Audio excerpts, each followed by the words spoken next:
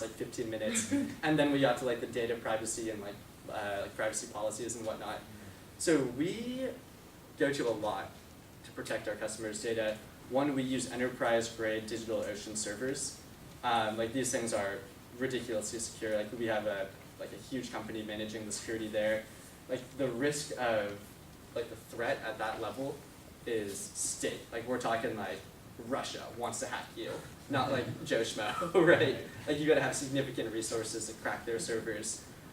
We also delete all sensitive identifying information, and we only hold information for 1 month, and then we delete all the identifying information. So the data that we do save is all anonymized. So I think speaking to the machine learning model, we do save some data, but the format of that data makes it impossible to tie back to an individual. So while we may, what we do save, for instance, like a credit score in the database, that credit score is tied to like B5A1G2ZZ, and that's the only identifying record that gets tied to the data that we do save. So in the event that we did get hacked, it's impossible to tie data back to an individual person. And that seems to be the prevailing, what's the word I'm looking for, the prevailing policy for all the big tech companies. It's that anonymized data is the way to go. And just an out-of-pocket question, what would you do for somebody who doesn't have a social and uses their ITIN or credit entity? That's tough, because if they don't have a record with TransUnion, this basically doesn't work. You have to go through alternative means. There are things that we have a financial verification tool that, say you're not a citizen but you have a bank account in Mexico, or you have a bank account in China or Japan. We're connected to a network of banks where we can pull that information, but it just, then there are a lot of questions. Like landlords, they just like to see credit reports. So that's a big question mark on whether or not they would accept it or not. And that would also pull in banks from here in the US, right? Yeah, it works within the US too.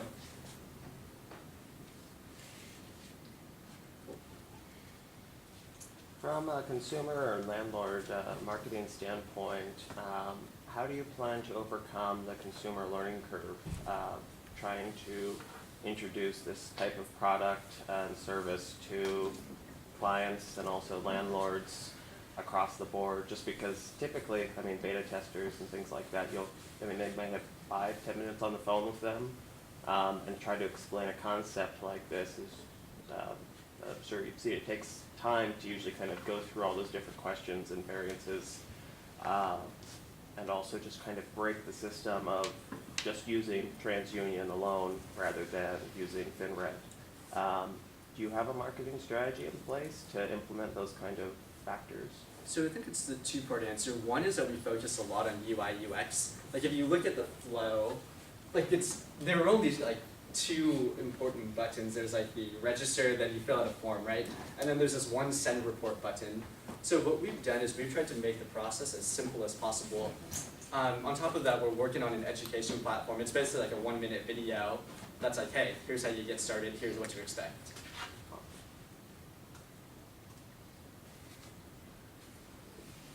Just a quick question of how would you guys protect yourselves against potential competitors from TransUnion? They see that you guys are being successful and they say, why not us do it too?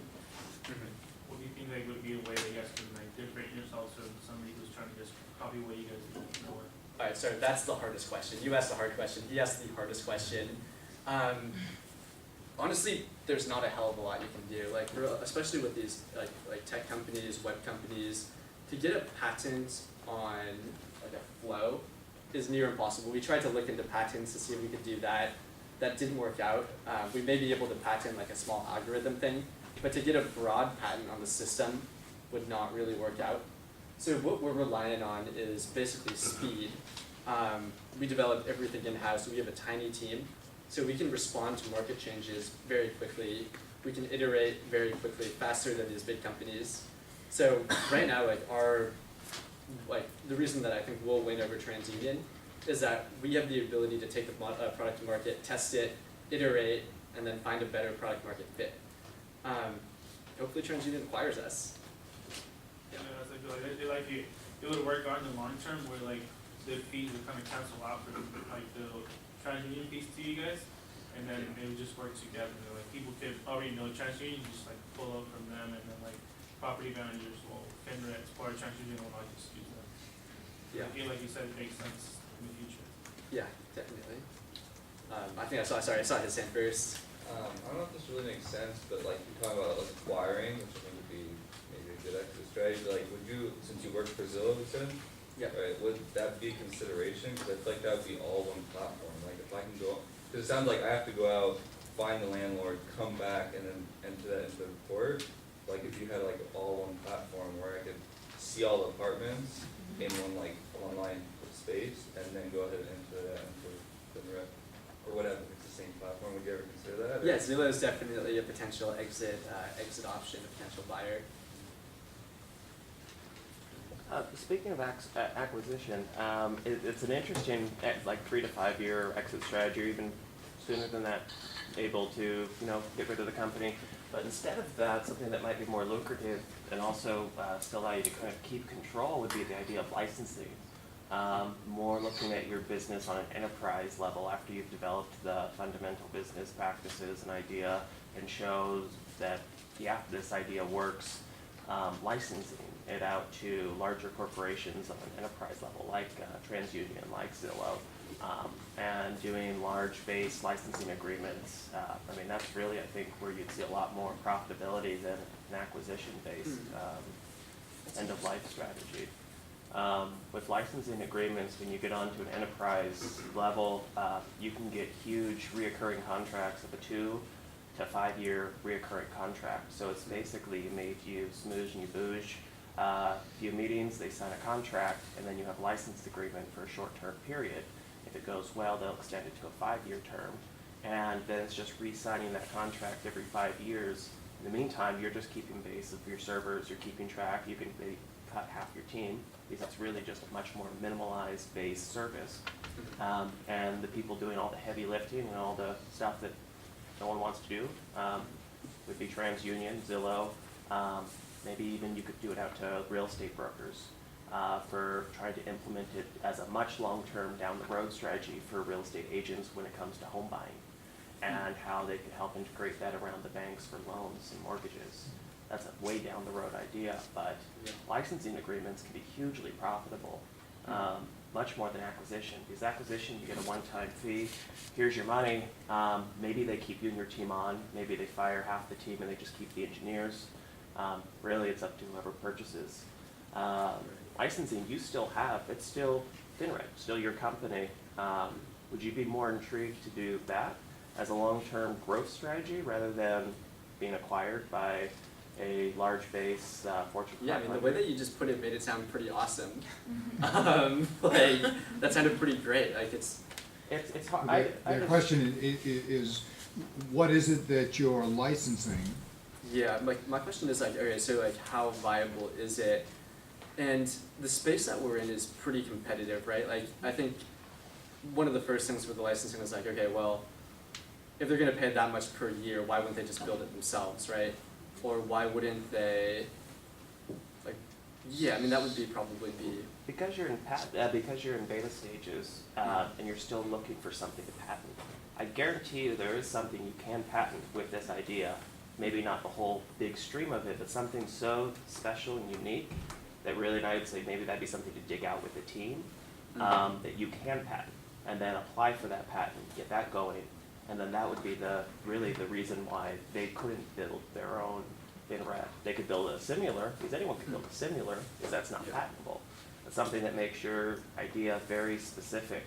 That's what you can patent. I had a tech startup, and we looked into licensing for like an Uber service for nannies. We got acquired by HP, but licensing was an area that we looked at. And if you can find that one little patent, or maybe 3 small patents that you all own at Finret, that's how you can do a licensing agreement, or at least try after beta. So it sounds like the strategy there is like try and get a patent on something minute, and then just start go for a licensing. Do little patents. I mean, it's expensive, but if you're, let's say, in the first 2, I mean, I'd say look at that maybe after 24 months. And if your profitability is going decently enough where you can afford to hire attorneys to file these maybe 5 patents. Typically like 4 to 5 patents is, I mean, it takes a long time, but those 4 or 5 patents, that'll really kind of conceptualize your whole Finret website, just in a whole bunch of little patents that Finret just happens to all own. That's a really cool idea. Yeah, that's a really cool idea. I'll think about that. So let me pose a question out to the class that comes off of that and relates to a whole bunch of other things here. What business is he in? Kind of the middleman, I would guess, right? Yeah. So I'm not gonna go directly to the landlord and pay all his fees, you're just taking, siphoning that and then just spreading it out, so kind of that, I don't know if that's what you're asking, but. So how would you describe then, because there are multiple possible answers to this question, but it's a critical question, because it'll impinge directly on would you want a license? It depends on what business you're in. So how would you identify what business that is? Is the business, they're in the business of what? I would say real estate, but not really, I don't know. It's like they're not really dealing with the whole, like, trying to find a deal and what they're gonna pay with the place, they're just figuring out the kind of processing. Okay, but that would be one possible answer, would be real estate. Alex? We're in the business of convenience, make it way easier for you to apply to different homes and properties. Convenience is a little broad, but what convenience, how do you bring that in? He's not gonna go into the fast food business probably off of that, but that's a convenience business. Convenience of housing, isn't it? Say, I'm sorry? Isn't Gloria? it convenience of housing? Like Convenience of. Applications, kind of like a line? That's gotta be somewhere. Housing search, No, applications, wouldn't it be? applications or Yeah, background check. It would be applications. applications? You could broaden that out into search, there's a direction I wanna go with that. What other possibilities for what business they're in? Keep it brief. Consumer data and privacy. Thank you. Consumer data and privacy is another. See, each of these definitions is gonna take them potentially in a different direction. Data and maybe related to that. If you say data and privacy, kind of, what other ways you see this going? So, why is this an important question? Well, he's got to think about where does he go with this business? He's got this basic process here. It's an interesting process, and you seem to like it. I like it. Other people who are seeing it likes it. But I think none of us are quite sure that this is a complete business yet. It's a kernel, but maybe not a complete business. So does he take that process, do they take this process further into real estate and get further into the real estate transaction? Or do they say, hey, what we're really good at is creating convenience, easy way to do things where you save time and money, because that's really your value proposition is we save time and money, right? And go that direction. Or, and this may be a little less obvious, but I got thinking about it in the last one, they're generating data, right? Every time they do, this was where you were going with the data that they generate, even if they anonymize, whatever the right word is, for removing, connecting that data to individuals, they've still got this big data set that over time could be mined for doing predictive analytics on who's a good risk. They might be able to come up with a much better way of predicting how likely a tenant is to be a good tenant than simply, what their TransUnion score is. That's your license. So then if that's what your business is, then you want to collect lots of data. Well, one way to collect lots of data is to license it out, so you've got whole bunches of people feeding your database, and they own the database. But that's just one option there. But I think answering this question, which is and should remain for a while an open question, is important to mapping the way forward here. I'll shut up at that point. I was hoping to get some feedback on the website because, like I said, like we kind of just put this thing out. Does anybody have any like recommendations on what we can do to make it more clear? Anything, really anything at all?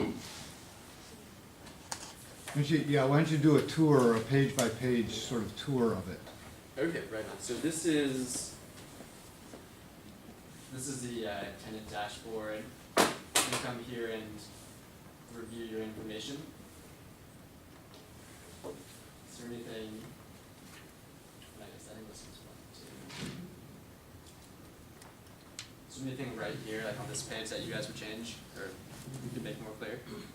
For when you were designing the website, did you strategically look at things like TransUnion and what colors they use and their color schemes and tablets, and also what other people in your industry are using? That also varies depending on consumer data, convenience of application, and real estate, where you want to really go, and then implement those color schemes into your website. Just because right now it's very easy to read, but it also looks like a startup company kind of website, whereas when you start to really get that brand recognition and those color schemes together, I think it would give the website a little more color, intriguing people to maybe look at it more, but also associate your brand with people's mindsets of TransUnion, of